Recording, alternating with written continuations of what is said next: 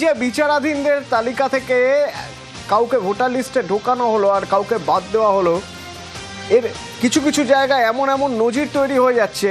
ধরুন যদি বারাসাতের ছবি আপনাদের দেখাই, বারাসাতের ছবি দেখাই, ৬৮ জন বিচারাধীন ছিলেন একটি বুথে, তার মধ্যে থেকে ৬৪ জনেরই নাম বাদ। মাত্র ৪ জনের নাম নতুন ভোটার তালিকায়। বারাসাতের ১৭৫ নম্বর বুথ, যেখানে ৬৮ জনের মধ্যে থেকে ৬৪ জনের নাম বাদ। ক্ষুব্ধ বাসিন্দারা, সব নথি জমা পড়েছে, তারপরেও কেন নাম বাদ? হয়রানি, চরম হয়রানির অভিযোগ। লিস্টে বেরিয়েছে, তা ওখানে লেখানো আছে যে নাম মুছে গেছে, ডিলিটেড হয়ে গেছে। এর আগে বিচারাধীন ছিল এতদিন। আমার পরিবারে 3 জন বিচারাধীন ছিল, তারা 3 জনেই ডিলিট হয়ে গেছে। এখন অবধি কোনো ইনফরমেশন নেই এদের কি হবে, এরা কিভাবে অ্যাপিল করবে বা কোথায় মানে কেস করবে বা কিভাবে নামটা তুলবে। তোমার নামটা আগেই বাদ গেছে, ডিলিট হয়ে গেছে, বা আমার নামটা কি বিচারাধীন ছিল, এতদিন বিচারাধীন ছিল। আজকে এমনি কালকে হিয়ারিং এ ডাকা হয়েছিল। হ্যাঁ, হিয়ারিংও ডাকা হয়েছিল। যা যা ডকুমেন্ট আমাদের ছিল অ্যাভেলেবেল, যা যা আমরা সাবমিট করার মানে ক্ষমতা ছিল তা তা করেছি। এবার ডিলিট করা হয়ে গেছে। নির্বাচন কমিশন আশা করি সেই প্রবলেমটা সলভ করবেন, শুনছি তো তাই, যে পরে হয়তো অ্যাপ্লাই করার ব্যবস্থা থাকবে নতুন করে। কি বলবেন মানে এখন ওই দেখুন খড়দার ছবি, সাপ্লিমেন্টারি তালিকা থেকে নাম বাদ। খড়দার, বন্দিপুর, জামনাকাটা, বিক্ষোভ সেখানে। ৩৩ জনের নাম বাদ।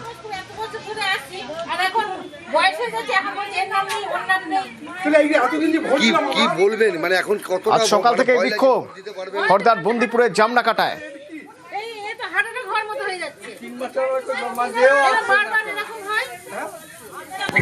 না, নাম নেই। কেন নেই সেই জানে কেন নেই। আমাদের আর সব 4টে ভাই বোনের আছে, আমার মেয়ের আছে, আমার স্বামীর আছে, আমার নেই। আমার বিয়ে হয়েছে 30 বছর হচ্ছে, আমি 30 বছর ধরে এখান থেকে এসে ভোট দিচ্ছি, আর এবারে বললে ভোট হবে না। আমাদের 90 জনের নাম জুডিশিয়ালি রাখা হয়েছিল, ফার্স্ট লিস্টে আসেনি। সেকেন্ড লিস্টে দেখা যাচ্ছে 33 জনের নাম আবার বাদ চলে গেছে। এরা অন্ধকারে থেকে গেল। আগামী মানে এরা কি করবে এবার ভাবতে পারছে না। একটা বিজেপির একটা সারা বাংলা জুড়ে একটা চক্রান্ত, ইলেকশন কমিশনকে দায়িত্ব নিতে হবে। এ তো না জনতা, নেতা তৃণমূলের প্রার্থী গোলাম রব্বানী, গোয়ালপুকুরের তৃণমূল প্রার্থী, তারও নাম নেই।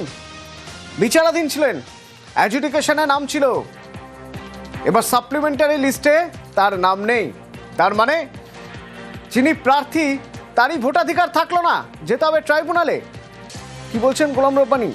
চঞ্চল রয়েছেন আমার সঙ্গে। চঞ্চল, দেখো অতনুদা, তোমাকে জানিয়ে রাখি যে গোয়ালপুকুর বিধানসভায় প্রায় ৭৮ জন ভোটারের নাম কিন্তু বিচারাধীন তালিকায় ছিল। তার মধ্যে নাম ছিল এই রাজ্যমন্ত্রী তথা তৃণমূল কংগ্রেসের যিনি প্রার্থী রয়েছেন গোলাম রব্বানী, তার নামও কিন্তু সেই বিচারাধীন তালিকায় ছিল। সমস্ত নথিপত্র জমা দেওয়ার পরও তার বিচারাধীন তালিকায় নিয়ে তো প্রথমেই খবর পেয়ে দিয়েছিলেন। তারপর গতকাল রাতে যখন সাপ্লিমেন্টারি যে লিস্ট, ভোটার লিস্ট যখন নির্বাচন কমিশনের তরফ থেকে দেওয়া হয়, সেই নির্বাচন কমিশনের লিস্টে কিন্তু তার নাম নেই, এমনটাই কিন্তু তিনি দাবি করেছেন। এবং এরপরে কিন্তু নির্বাচন কমিশনের বিরুদ্ধে চক্রান্তের অভিযোগ করে কিন্তু খবর করে দিয়েছেন। আর কোথাও এবং কিভাবে তার নাম উঠবে তা নিয়ে কিন্তু চিন্তায় রয়েছে মন্ত্রী গোলাম রবি, তৃণমূল কংগ্রেসের প্রার্থী গোলাম রব্বানী। ধন্যবাদ। আধার কার্ড থেকে আরম্ভ করে ration card, epic card, admit, marksheets, passport সব জমা করে দিয়েছি, তার সত্ত্বেও নামটা এখনো আসেনি। সবাই তো আমরা প্যানিক, এটা কি হচ্ছে? যদি এরকম হয় তাহলে তো ডেমোক্রেসি শেষ। নমিনেশন হবে বা হবে না এটা নিয়ে আমি চিন্তা নেই। আমার ৭৮,০০০ ভোট আমার বিধানসভা থেকে, 4,80,000 ভোট আমাদের জেলা থেকে, 60 লক্ষ ভোট আমাদের পশ্চিমবাংলা থেকে। এটা নিয়ে আমরা চিন্তা আছি। আরো এক তৃণমূল প্রার্থী কাজল শেখ, বীরভূমের হাসনের প্রার্থী। না, সাপ্লিমেন্টারি লিস্ট যখন কাল রাত 11:45-এ বেরিয়েছে, দেখা যাচ্ছে তার নাম নেই, অর্থাৎ তার নাম ভোটার তালিকা থেকে বাদ। তৃণমূল প্রার্থী কাজল শেখের নাম ভোটার তালিকা থেকে বাদ। অক্ষয় আছে আমার সঙ্গে। অক্ষয়, কাজল শেখ কি বলছেন?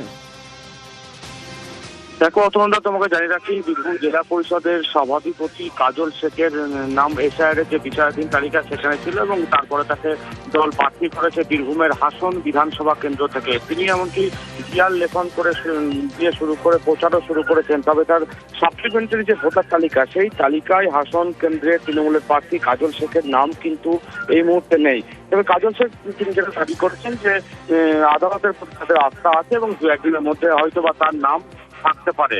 তবে তার যে সাপ্লিমেন্টারি ভোটার তালিকার নাম নেই, তো এখানেও কিন্তু কোথাও যেন একটু চিন্তার ভাঁজ থেকে, তার কারণ তিনি হাসন বিধানসভা কেন্দ্রের প্রার্থী হয়েছেন এবং সামনে মনোনয়ন পত্র দাখিল চিন্তা তো হবে। ধন্যবাদ।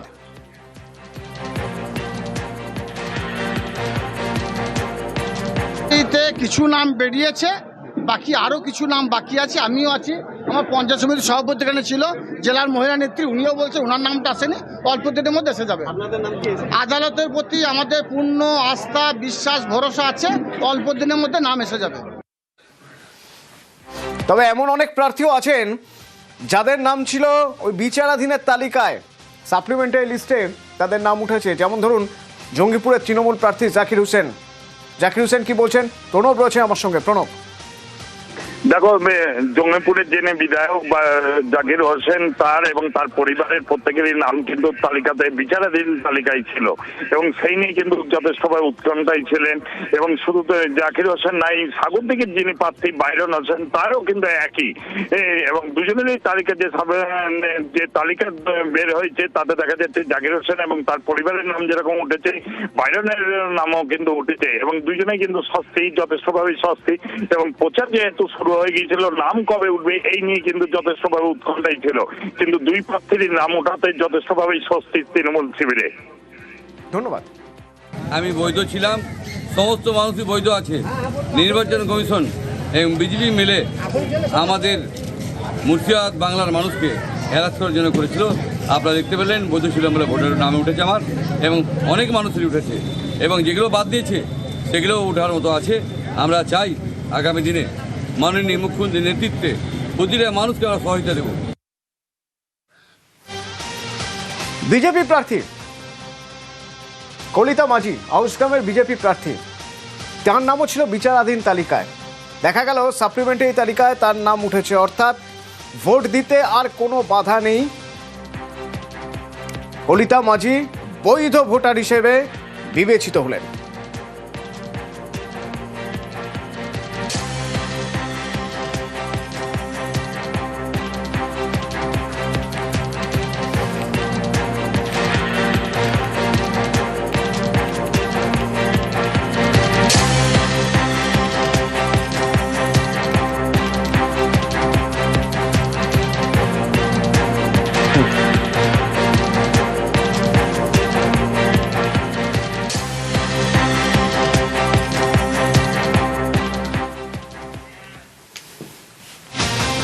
কদিন আগে ব্রিগেডে প্রধানমন্ত্রী নরেন্দ্র মোদীর সভা ছিল।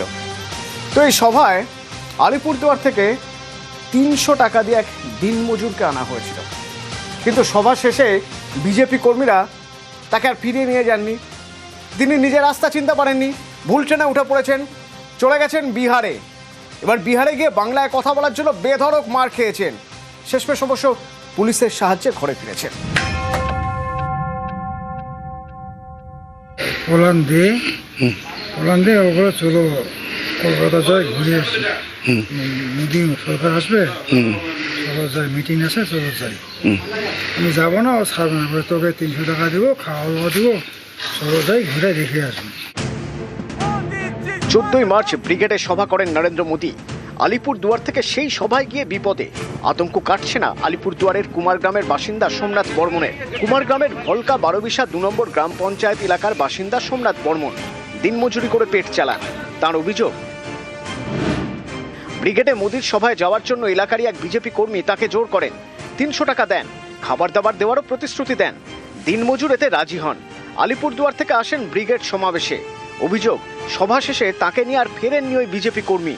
কি করবেন কিছু বুঝে উঠতে না পেরে দিনমজুর সোমনাথ বর্মন হাওড়া স্টেশনে চলে যান। সেখান থেকে উঠে পড়েন ভুল ট্রেনে, চলে যান বিহারের কিষানগঞ্জ। অভিযোগ, সেখানে বাংলায় কথা বলায় জোটে বেদম মার। দিনমজুরকে উদ্ধার করে পুলিশ। তারপর তিনি কিষানগঞ্জ থেকে কুমারগ্রামের বাড়িতে ফেরেন।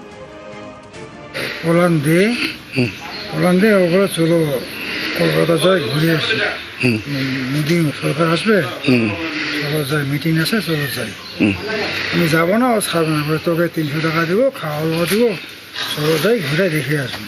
করে গেলাম, মিটিং শুরু হলো, মিটিংটা দেখলাম, মিটিংয়ের দিকে রাত্রিবেলা খাওয়া দাওয়া করে স্টেশনে বসে আছে। ওরা আমাকে ছেড়ে কেউ কোথায় গেছে নাই। তারপরে আমি তো একা নাকাল হয়ে গেলাম।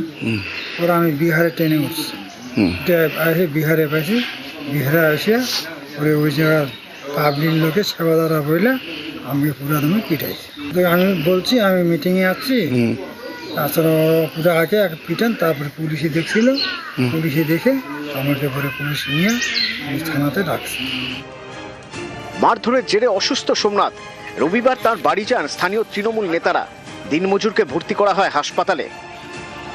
পরে উনি ভুলবশত যে আসামগামী ট্রেনে না উঠে সে বিহারগামী ট্রেনে উঠেছে।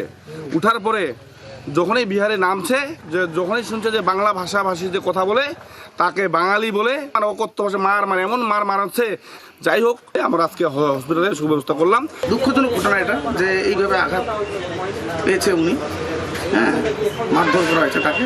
তৃণমূল কংগ্রেস যেভাবে নোংরা রাজনীতি করতেছে, তাদের যে পায়ের তলার মাটি সরে যাচ্ছে, তাতে করে বোঝা যাচ্ছে। আলিপুরদুয়ার থেকে রাজকুমার কর্মকার, নিউজ 18 বাংলা।